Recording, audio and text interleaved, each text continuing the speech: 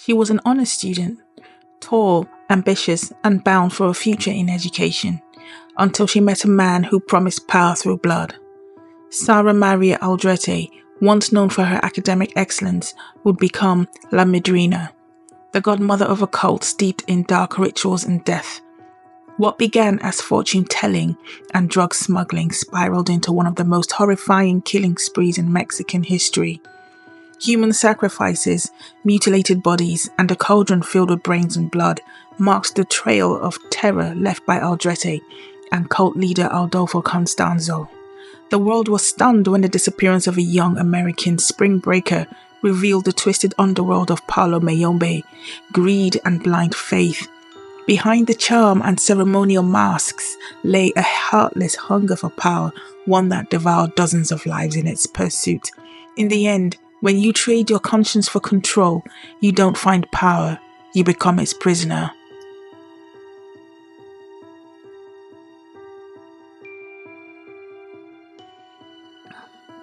Welcome to another episode on Crime Matinee, where the darkest stories come to light.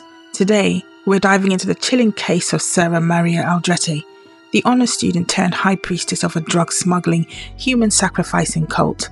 What led a promising young woman to join forces with a self-proclaimed sorcerer and commit unspeakable acts in the name of power? Stay tuned as we unravel the twisted path of La Madrina and the blood-soaked secrets of the Matamoros murders. Grab your coffee. This matinee is anything but fiction. Sara María Aldrete Villarreal was born on September 6, 1964 in Matamoros, Tamaulipas in Mexico, a city perched directly on the US-Mexico border. Her father was an electrician, a working-class man, suggesting that Sara grew up in a modest but stable household. Matamoros, even then, was a city teetering between tradition and temptation. It was a border town steeped in Mexican Catholicism and family values, yet heavily influenced by the American consumer lifestyle just across the Rio Grande in Brownsville, Texas. This duality, the pull of two cultures, played a crucial role in shaping Sara's sense of identity and belonging. As a child and adolescent, Sara seemed to thrive. She was tall, exceptionally tall for a Mexican girl, standing at 6 feet and 1 inch by adulthood, and stood out both physically and academically. She was well-liked, intelligent, and driven. Her enrollment at Porter High School in Brownsville, Texas, while still living in Mexico, symbolized more than just a pursuit of education. It was a literal and symbolic crossing of boundaries, geographically, cultural, and eventually moral. Living in one country and studying in another gave her a bicultural identity, but also may have created internal conflict, whereby never fully belonging to either world.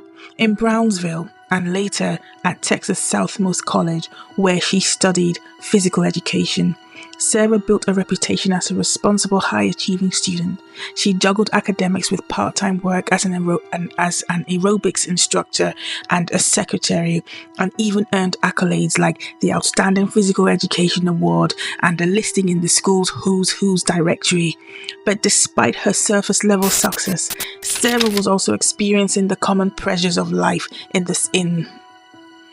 the borderlands, expectations of upward mobility, limited economic opportunities, and exposure to the criminal underworld that often lurked in plain sight in places like Matamoros.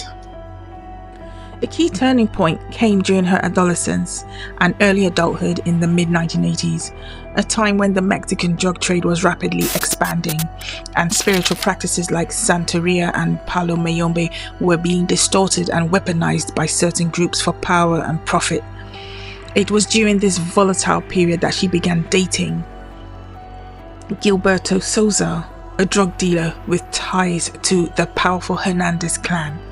Through him, she entered a social world where drug money, mysticism, and male-dominated criminal hierarchies blurred the lines between influence and submission. In 1987 came her fateful meeting with Adolfo Constanzo.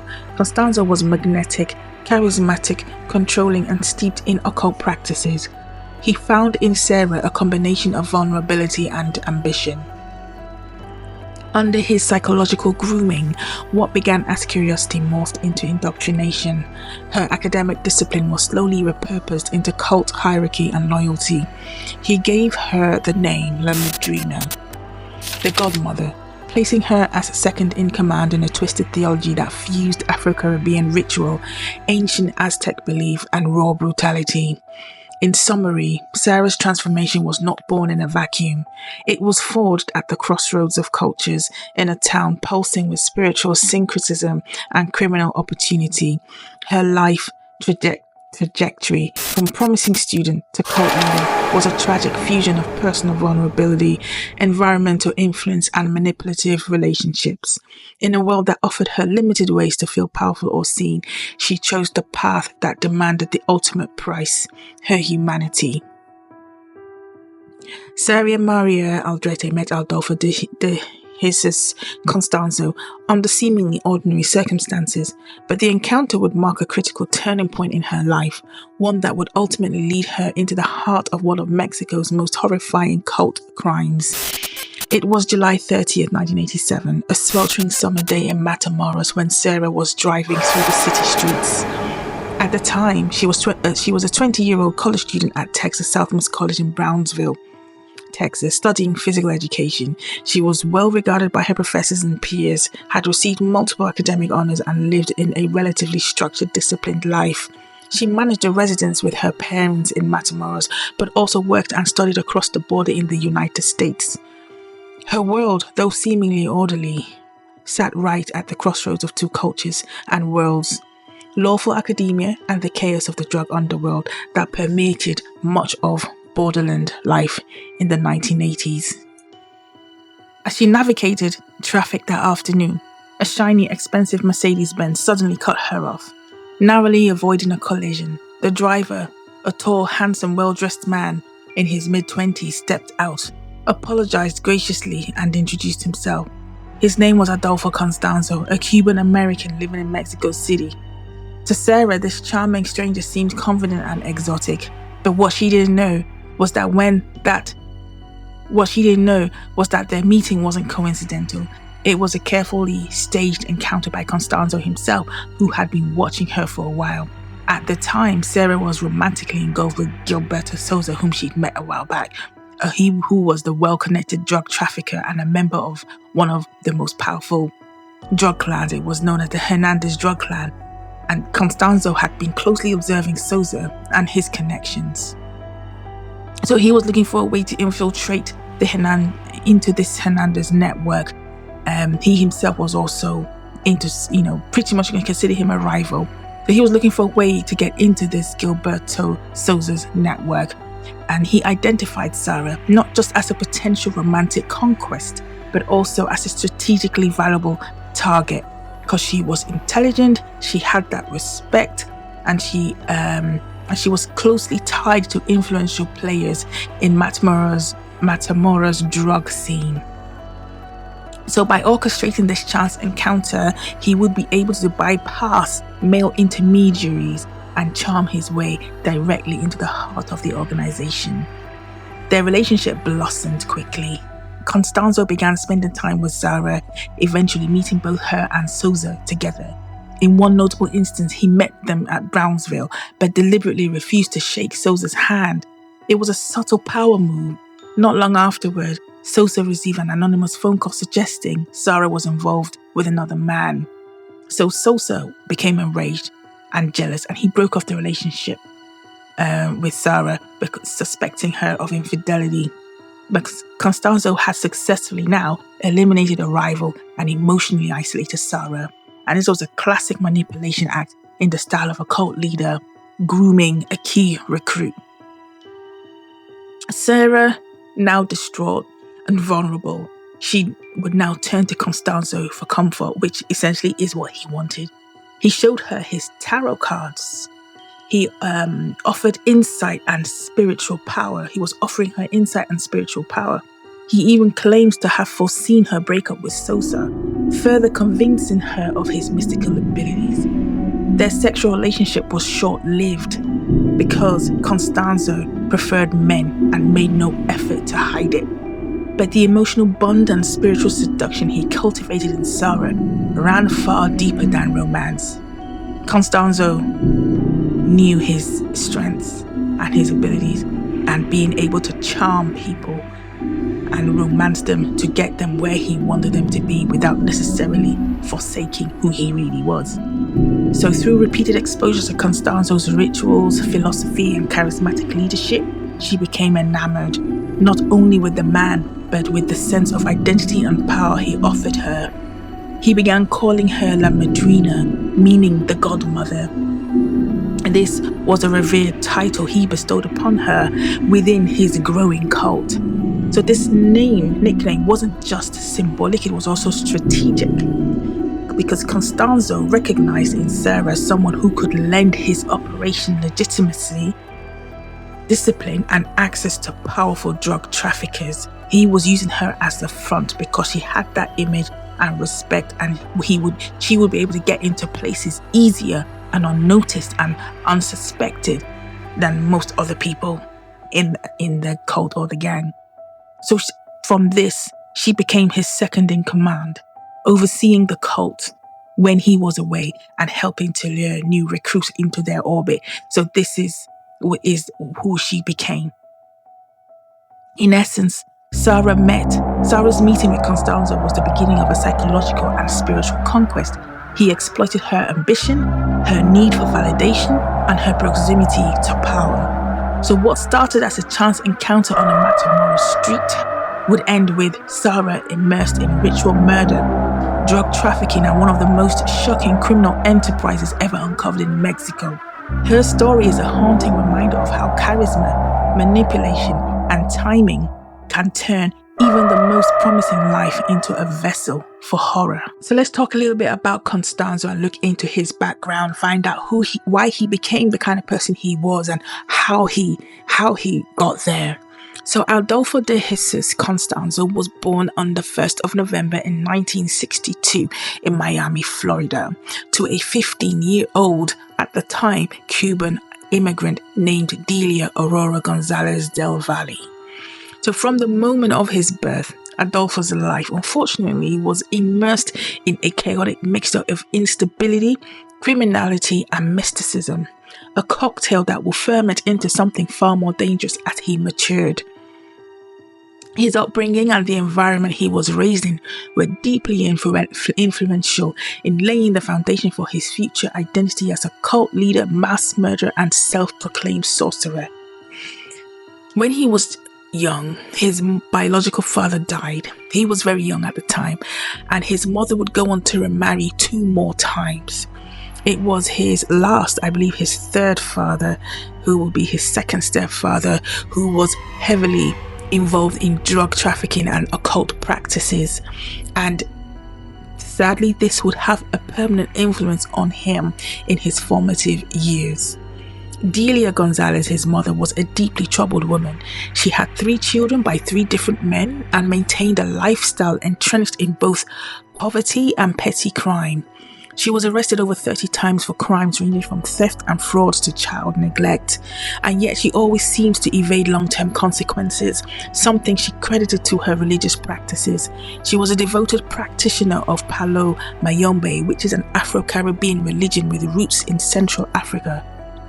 Unlike the more commonly known Santería associated with Latin America, Palo Mayombe is often darker in its rituals, placing great emphasis on the use of bones, blood, and sacrifices, both animal and human, in its ngangas or ritual cauldrons as they're known. When Adolfo was only 6 months old, Delia took him to a Haitian priest in Miami to be blessed and initiated into Palo Mayombe. The priest reportedly declared him chosen and destined for great power. This ceremony marks the beginning of Adolfo's deep and lifelong immersion in occultism. From infancy, he was surrounded by rituals, blood, sacrifices, and spiritual teachings rooted in manipulation, dominance, and fear. He learned early on in his life that power was something that could be taken, spiritually or physically, by force. As Adolfo grew, the home environment proved no moral compass. It provided no moral compass. Delia's apartments were described by neighbors as dens of occult activity and practices. There were blood-stained floors, animal carcasses, and bones scattered throughout the property. Her neighbors feared her, though they whispered amongst themselves that she was a bruja, which means a witch. People who crossed her would sometimes find decapitated chickens or ghosts on their doorsteps, which is a form of spiritual intimidation. Within this bizarre world, Adolfo not only saw cruelty and superstition normalized, he saw it rewarded. Delia repeatedly avoided jail time, reinforcing the belief that occultic power could override earthly consequences. Adolfo spent part of his childhood in San Juan, Puerto Rico, and later returned to Miami, specifically the Little Havana neighborhood, where he came under the tutelage of a Haitian priest who continued his education in Palo Mayombe. By the time Constanzo was in his early teens, he was now robbing graves to obtain human bones for ritual use. His developing idea was already warped, rooted not just in crime and exploitation, but in a belief that death was a tool to be wielded. Adolfo's adolescence unfolded during a time of cultural upheaval and criminal expansion in Miami. The city was flooded with Cuban immigrants, many of them exiles from Castro's regime. With them came a mix of cultures, religious syncretism, and in some cases criminal enterprise. The cocaine trade exploded in the 1980s, turning Miami into a hub of drug trafficking, corruption, and violence.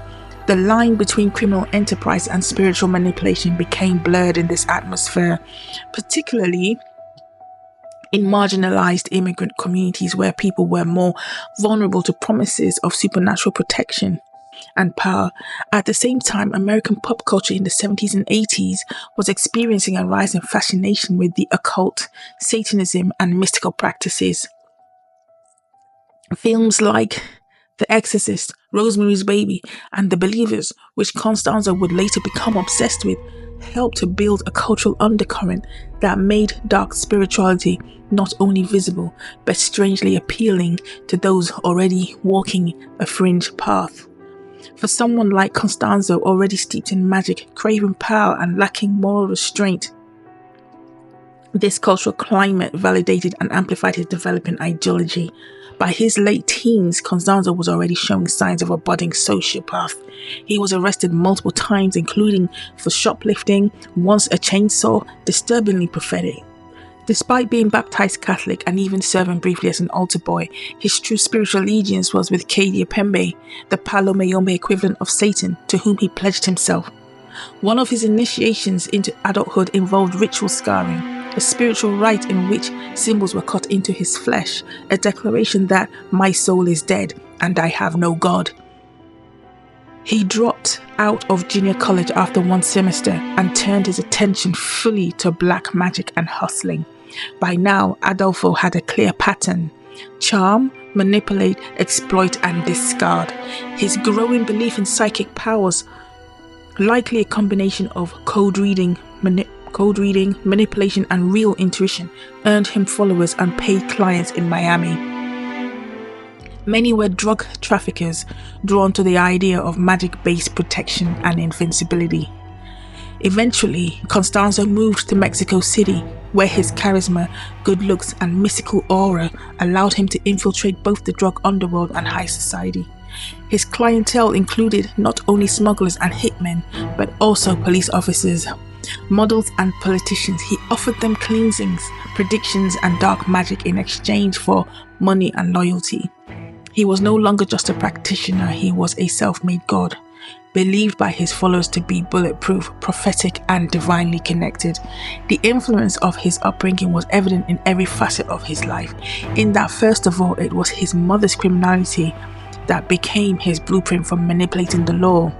His occult background provided a system that justified cruelty and fed his need for control.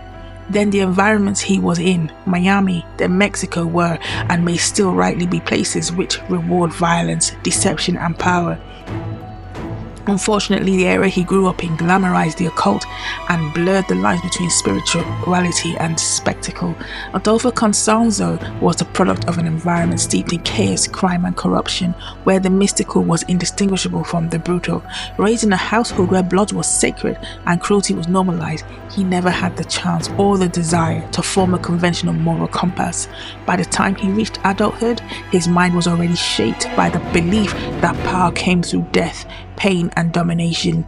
He was not merely a madman, but a meticulously formed sociopath, forged by a violent mother, a lawless city, a booming drug economy, and an era obsessed with dark power. The boy who was blessed for greatness became the man who saw himself as a god and dragged dozens to the grave in pursuit of that illusion.